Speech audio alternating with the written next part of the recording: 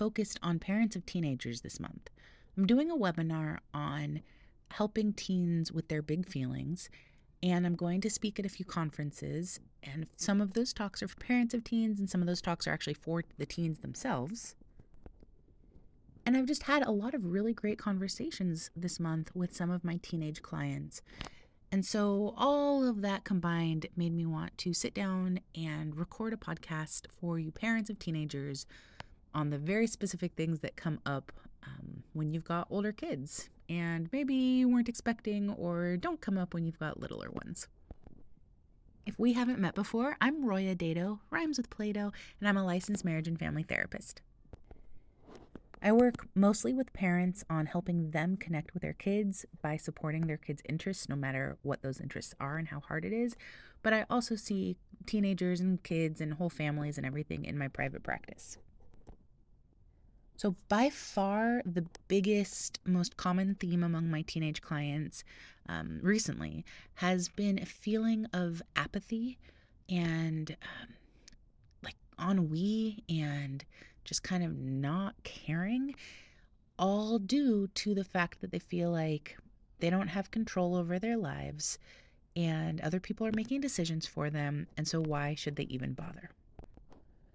You couple that with the fact that many teenagers have a lot of self-doubt and feeling like they might not be able to accomplish the thing that they set out to accomplish, or a lack of self-efficacy, and it makes for a kid who seems from the outside to maybe be lazy or unmotivated or moody or withdrawing or isolating, when in fact it stems from a lot of frustration, the desire to contribute and take risks, and then also the anxiety that might come with that.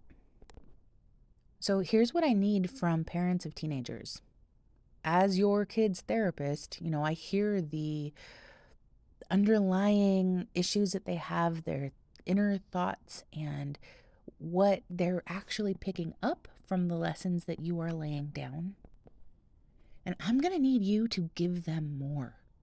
They need more time, they need more space, they need more leeway, they need more sleep, and they need more choice. They need more freedom. I think of freedom and risk for teenagers like a backyard fence. Maybe when they were little, when they were toddlers, you actually put up an even smaller fence, right? Like a baby gate or something for them to crawl around in. And when they were that small, a few feet of baby gate seemed like a whole world. But then as they got bigger and bigger, you have to expand that fence or they'll be running into it. They'll be frustrated. They'll throw temper tantrums. It won't be a good time for anybody. As their skills and capabilities grow, the space that they're in has to expand to match that. Most of the teenagers in our country are put into basically the equivalent of a baby gate in the form of school. And they know how arbitrary the assignments are, how manufactured so many of the situations are. The kids who want to contribute, who want to feel like they matter, can smell the artifice. And if what you do doesn't matter, then why try? Why bother?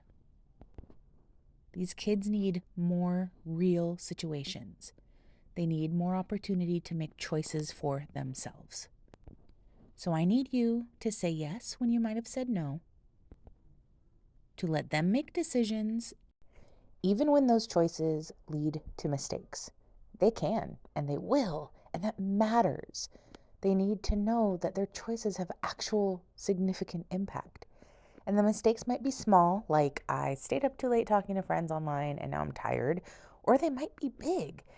The point is, they're their mistakes to make, and at some point, parents have to let them do that. I know this sounds circular, but if things don't matter, then things don't matter. Apathetic teenagers are the ones who won't start things, who won't try, who won't push, who don't have drive, or look to other things or people to fill that sort of empty feeling. Apathy or a lack of feeling connected to real things, that's a big part of what leads to trying substances. Or letting stronger-willed people dictate what their life should be. My cat is now on my lap purring so loudly that it's going to be hard to finish this recording, so I'm going to cut it off here. But I do just want to say that it's those small moments, those little decisions that add up to the big ones. It's letting them watch the YouTubers they want to watch, play the video games they want to play, spend their time doing the things they want to do. It's you trusting them so that they trust them. And then they're able to make better and better decisions when it matters on a bigger and bigger scale. If you've got a teen who you've been watching and you're worried that they are feeling a little more on the I can't do it side of things than the I can do it side of things, then you should definitely come to my webinar where I help parents help their kids gain more self-efficacy and self-confidence. All of this can be found on my website, www.royadedaux.com, ROYADEDEAUX.com.